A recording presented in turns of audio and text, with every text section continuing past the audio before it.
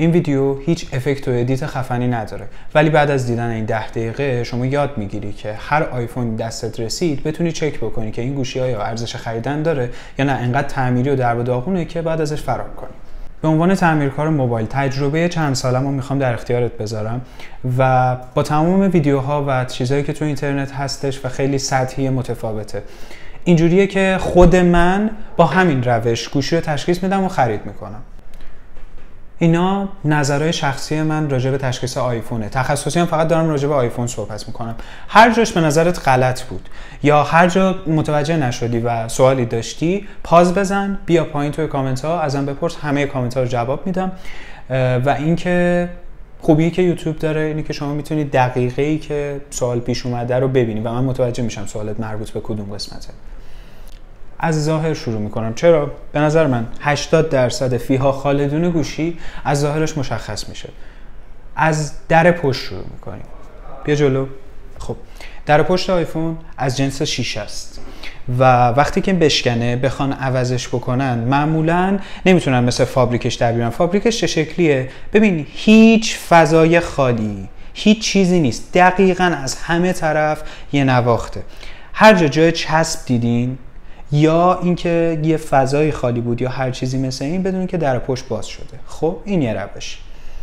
ببین ظاهری احتمالاً بتونی پیدا کنی ولی تا همینجا کافی نیست. یه روش بهت میگم.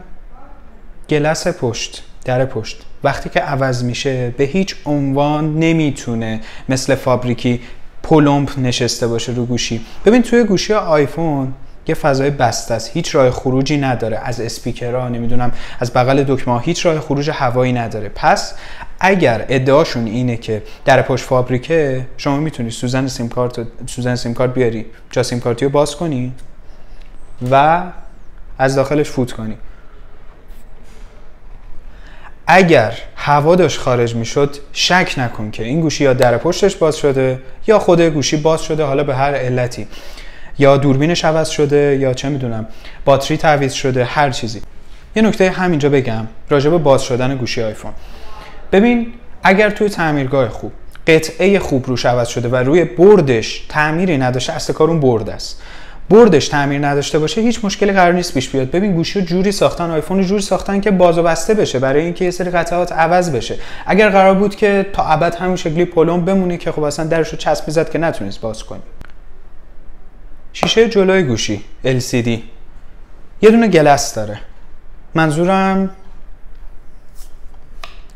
این گلس نیست. خود LCD یه دونه گلس محافظی داره که از جنس شیشه است. مشتری مهمتره.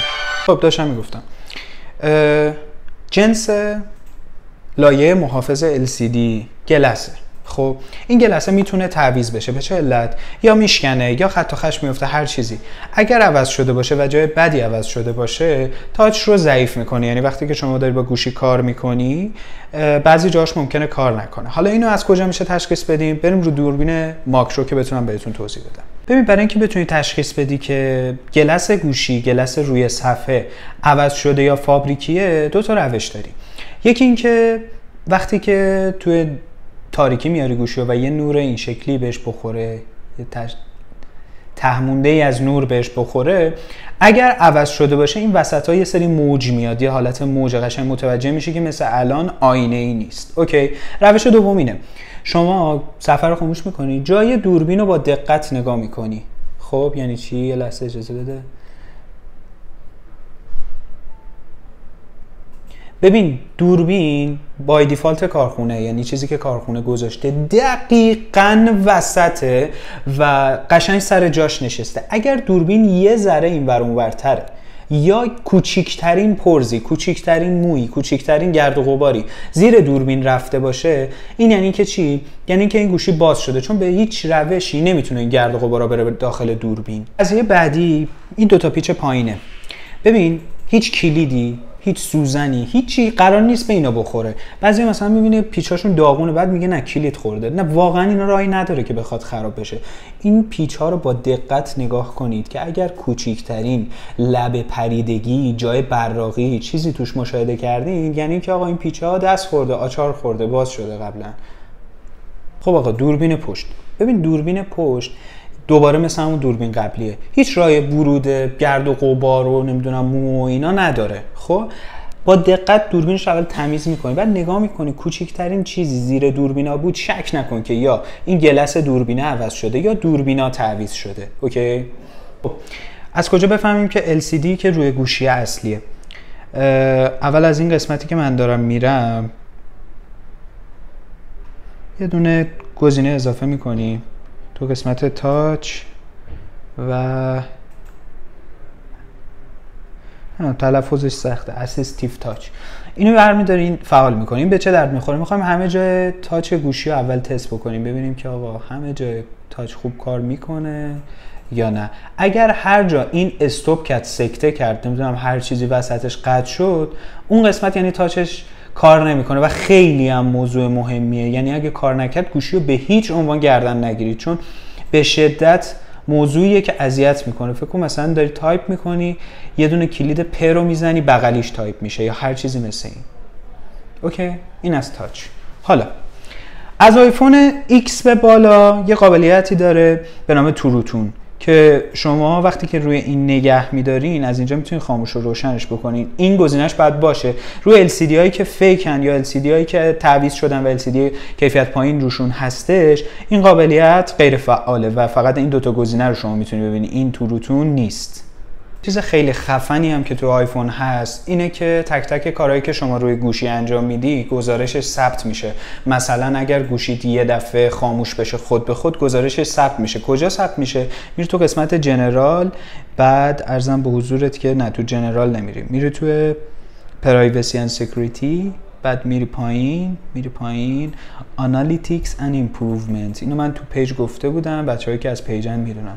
Analytics دیتا رو میزنی، میای پایین تو قسمت P به ترتیب حروف الفبای دیگه، میای تو P و چشتو تیز میکنی روی پنیک کد. حالا نمونهش الان میزنم، گوشی خودم نداره که بخوام نشون بدم.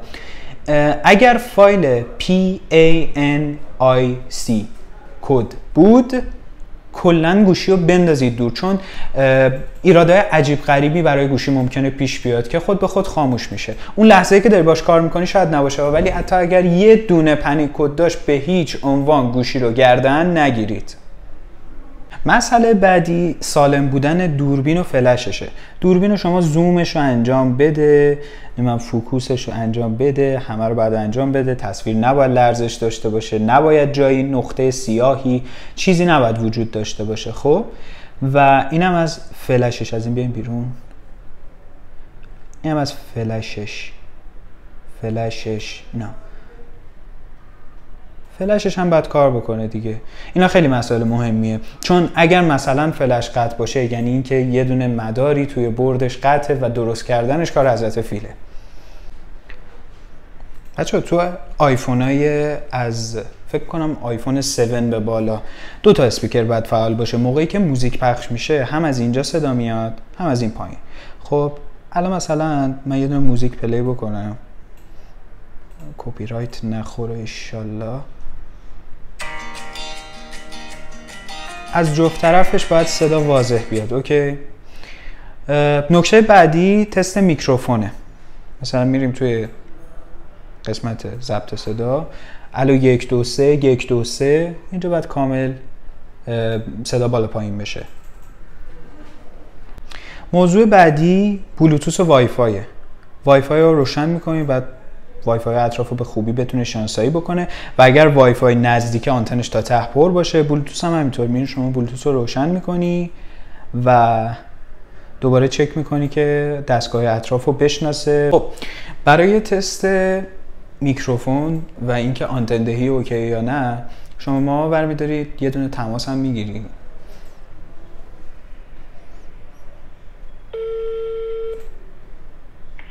سارا طایفه صدامو داری؟ بله. خب مرحله بعدی چیه؟ فیس آیدی. از آیفون X به بالا به غیر از SE ها البته فیس آیدی داریم. ستاپ فیس آیدی رو میزنی، گت استارت رو میزنی و اینجا الان باید این تیکه بیاد. میرسیم به مرحله جعبه و همون قسمتی که هی دارن میگن آقا پک ام باشه من فلان باشه. دیگه اینستا پر شده از این صحبت ها، دیگه حرفای تکراری نمیزنم.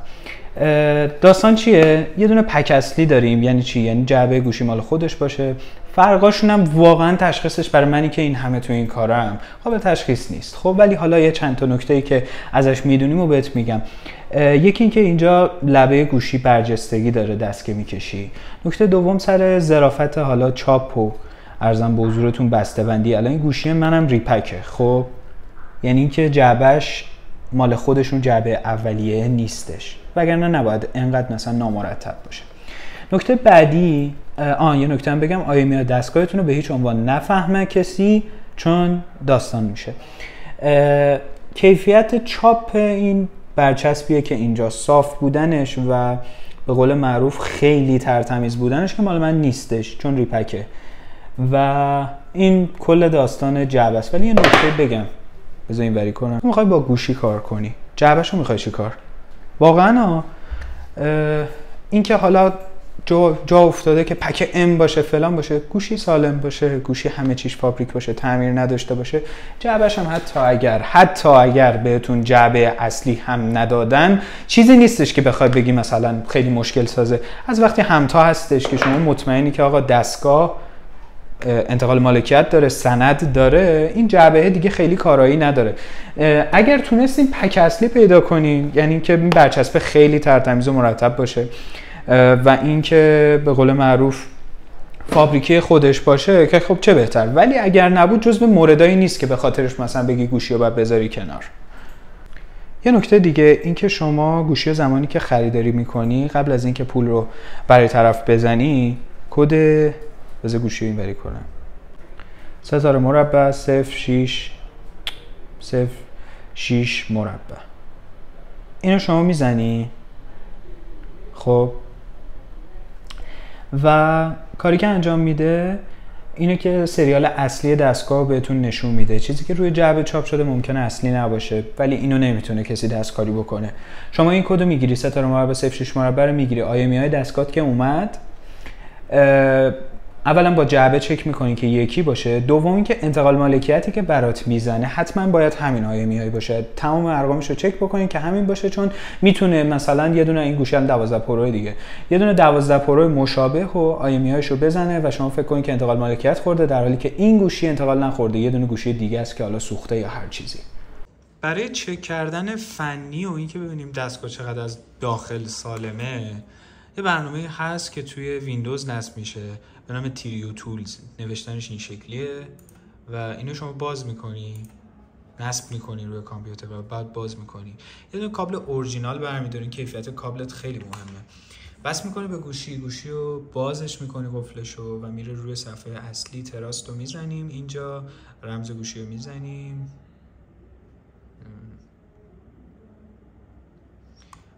و بعد به ما پیام میده که گوشی وصل شده و اینجا دیتای تمام گوشی در اختیاره. میری تو این قسمت وریفیکیشن ریپورت و اینجا وضعیت تمام قطعات رو میگه که آقا مثلا دوربین جلو این بدن است چی. اینجا وضعیت تمام گوشی رو میگه که چه قطعاتی تعویض شده روش یا نشده، هر چیزی مثل این.